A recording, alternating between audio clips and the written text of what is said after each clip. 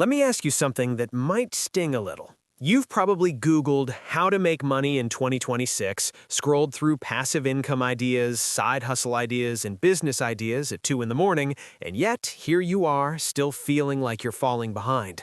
Why is that? Here's the truth nobody on the internet wants to tell you.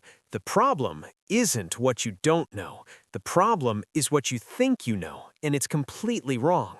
Today, I'm going to break down the best financial advice you will ever hear. Not the flashy crypto tips, not the overnight millionaire nonsense. The real stuff. The financial education, wealth-building strategies, and millionaire mindset shifts that actually change lives. And I promise you, by the end of this video, you are going to look at money completely differently. If this is your first time here, welcome. I'm Daniel Smith, and this channel is dedicated to helping you build real wealth in 2026 and beyond. Hit that subscribe button right now, because what we talk about here doesn't show up in your school textbooks, and it absolutely should. Let's get into it. Here's a number that should wake you up. According to a recent Federal Reserve report, nearly 57% of Americans can't cover a $1,000 emergency expense without borrowing money or selling something. Meanwhile, consumer debt in the U.S. has crossed $17 trillion. Credit cards, car loans, buy now, pay later apps, they're everywhere. And social media is pouring gasoline on the fire. Think about it. You open Instagram, TikTok, YouTube, and within 30 seconds you're watching someone on a yacht, someone flipping houses, someone showing off a watch that costs more than your car. And your brain quietly whispers, "Why not me? Why am I falling behind?" But here's the thing almost nobody talks about. That feeling of falling behind is the actual enemy of financial freedom. Not your income, not the economy, not even inflation. The number one thing keeping most people broke isn't a lack of hustle, it isn't a lack of talent, it's a mental trap, this relentless, exhausting cycle of comparing your Chapter 1 to someone else's Chapter 20. In the scarier truth, you can make six figures and still be financially destroyed if your mindset isn't right. We've seen it with celebrities who go bankrupt. We've seen it with lottery winners who are broke again in 5 years. Money without the right psychology is like water in a bucket full of holes. So the real question isn't, how do I make more money? The real question is, how do I think about money in a way that actually builds wealth? Let me paint a picture. Deep down, if you strip away the Instagram comparisons and the social pressure, what do you actually want from money? Most people, when they're honest, say the same things. Stable housing, a cushion for when life gets hard, a job loss, a medical emergency, an unexpected car repair, the ability to retire with dignity someday, time with the people they love. That's it. That's the real financial goal for most Americans. But somewhere along the way, we convinced ourselves that the goal is more, a bigger house, a newer car, a flashier vacation. And because money is so easy to measure, so easy to quantify, it becomes this yardstick we use to measure our self-worth. Here's the mindset shift that changes everything. Stop using money as a scorecard against other people and start using money as a tool to build the life you actually want.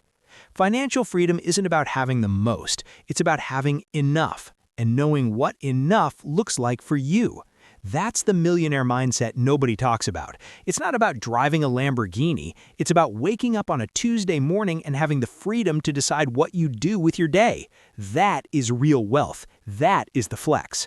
And here's the beautiful part. That level of financial independence is within reach for almost everyone, regardless of your background, your education, or where you're starting from. So if building wealth is so straightforward, why is almost nobody doing it? Because there are 3 psychological traps that keep people stuck, and they are brutal.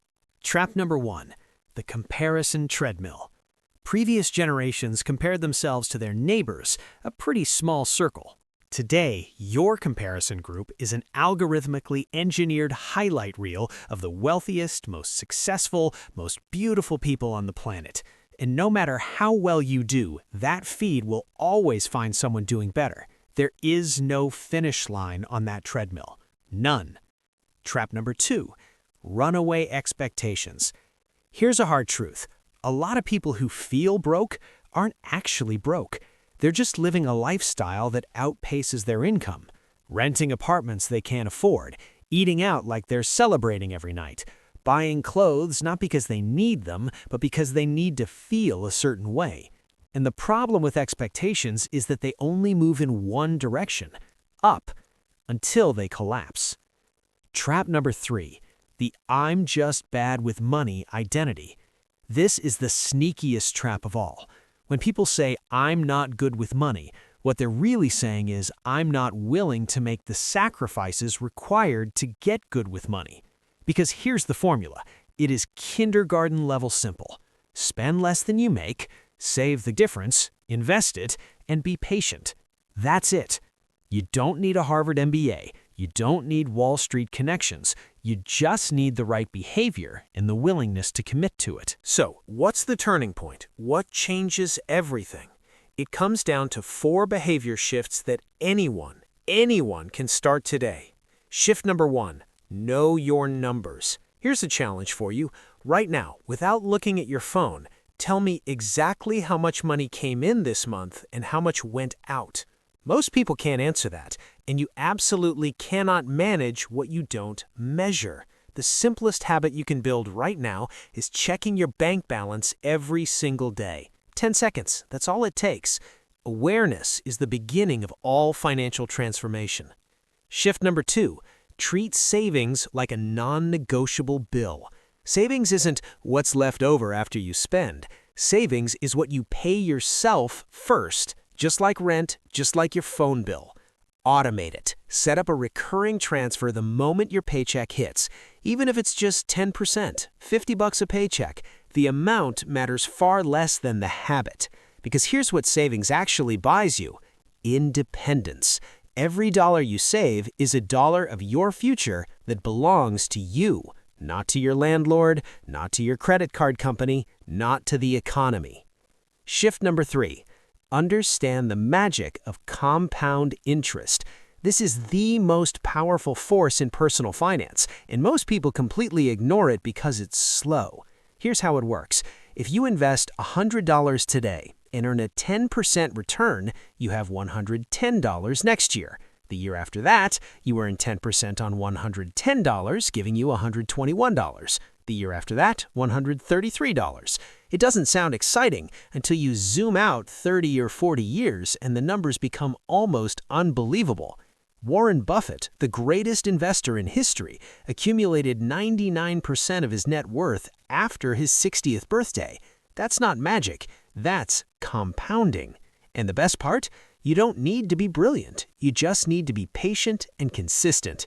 An average investor who stays in the game for 30 years will outperform nearly every genius who tries to time the market. Shift number 4, reframe every purchase. Before you buy anything, ask yourself one simple question: am I buying this to make my life genuinely better, or am I buying this to impress people who aren't even paying attention to me? Because here's the humbling reality about human psychology. When people see your fancy car, your nice house, your designer bag, they don't think, "Wow, that person is amazing." They think, "Wow, I wish I had that." They're not thinking about you at all. They're thinking about themselves. Once that truth sinks in, the need to perform wealth for strangers starts to disappear, and your actual savings account starts to grow. Let me tell you about a man named Ronald Read. Ronald Read never had a fancy job, no degree from a prestigious university. He spent his career as a janitor and a gas station attendant. When he passed away, he shocked the entire country by leaving millions of dollars to local hospitals and libraries. How? He saved small amounts consistently. He invested in the stock market. He left it alone for decades, and he never tried to impress anyone. Ronald Read is proof that financial freedom isn't reserved for the elite. It's available to anyone willing to commit to the right behaviors over time. The result of getting your financial psychology right is this: you stop waking up in a panic about money. You stop feeling like you're behind. You stop making desperate financial decisions driven by comparison and fear. You start building something real, not just wealth on a spreadsheet, but actual freedom. The freedom to say no to a bad job. The freedom to handle a crisis without falling apart. The freedom to give generously. The the freedom to live on your own terms. Here's your action plan starting today. First, check your bank account and get honest about your numbers. Second, automate savings immediately. Even $25 a paycheck counts. Third, open a basic index fund account and start investing consistently, no matter how small. Fourth, stop scrolling feeds that make you feel broke and inadequate. And fifth, the most important one, define what enough looks like for your life, not your neighbor's life, not the influencer's life. Yours. Building wealth in 2026 doesn't require luck, connections, or a secret formula.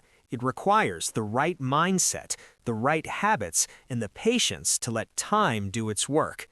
The most powerful financial move you can make today isn't picking a hot stock or launching a side hustle. It's deciding right now to stop measuring your self-worth by your net worth, to stop chasing a moving goalpost, and to start using money as the tool it was always meant to be.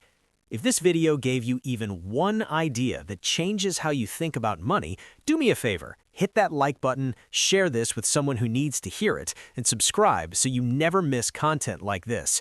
Drop a comment below and tell me, what's the one financial habit you're committing to this week? I read every single comment. I'll see you in the next one.